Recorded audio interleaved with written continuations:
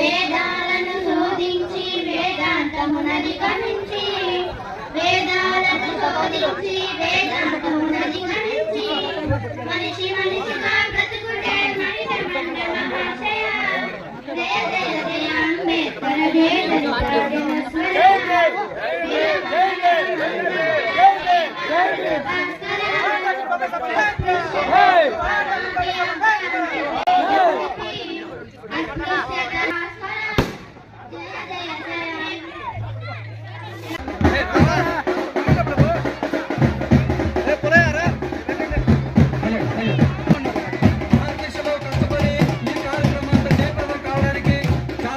Atrocity నాయకుడు Coppola Raghu గారు vigilance SC ఎస్టీలు ఎదుర్కొంటున్న ఆ సమస్యల గురించి భావ ప్రకటన స్వేచ్ఛలో అంబేద్కర్ గారు ఎలాంటి సహాయం మనకు అందిస్తున్నారు అనే విషయాల గురించి తెలియజేస్తారు. వారిని మాట్లాడవలసినదిగా సాదరంగా ఆహ్వానిస్తున్నాం. Thank you. ముందుగా అంకుపల్లి గ్రామ ప్రజలకి నా ప్రత్యేక జైభీములు. నా పేరు Coppola Raghu, SC ST atrocity పరిరక్షణ కమిటీ రాష్ట్ర అధ్యక్షులుగా పనిచేస్తున్నాను.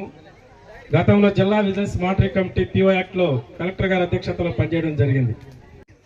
జిల్లాలో చాలా భారీ స్థాయిలో మరి మన జిల్లా కలెక్టర్గా బాధ్యతలు చేపట్టిన హిమాంశు శుక్లా గారు మొదటిసారిగా ఈ ప్రభుత్వంలో అంగరంగ వైభవంగా నెల్లూరు జిల్లాలో చాలా గ్రాండ్గా విఆర్సీకా నుంచి ర్యాలీతో వందలాది మంది ర్యాలీతో వెళ్ళి మరి ఆ యొక్క ప్రభుత్వ అధికారిక లాంఛనాల మీద జరిగేటువంటి కార్యక్రమాన్ని జయప్రదం చేయడం జరిగింది.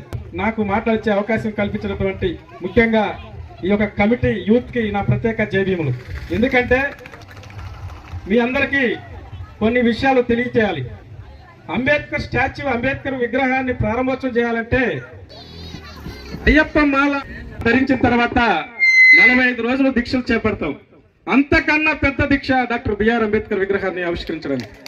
అలాంటి ఒక విగ్రహాన్ని మహానీయుడు, ప్రపంచ మేధావి, ప్రపంచ నలుమూలల ఐక్యరాజ్య సమితి కొనియాడినటువంటి గొప్ప మేధావైనటువంటి డాక్టర్ బాబాసాహెబ్ అంబేద్కర్ విగ్రహాన్ని ఈ రోజు అంకుపల్లి గ్రామంలో ఇక్కడ ప్రతిష్ఠించారంటే వాస్తవంగా వాళ్ళు ఈ దేశాల్లో ఏదైనా సాధించగలుగుతారని చెప్పేసి ఈ సభాముఖంగా మీ అందరూ తెలియపరుస్తున్నాం.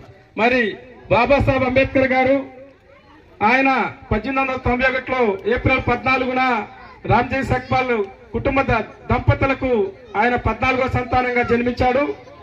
మనం బాబాసాహెబ్ అంబేద్కర్ గారు ఎదుర్కొన్నటువంటి ఆయన అసమానతలు, ఆనాడు ఎదుర్కొన్నటువంటి కుల వివక్ష, ఆనాడు ఆయన ఎలాంటి ఆర్థిక భరోసా లేకుండా బరోడా మహారాజు ఇచ్చినటువంటి సహకారంతో ఆయన ఒక ఉన్నత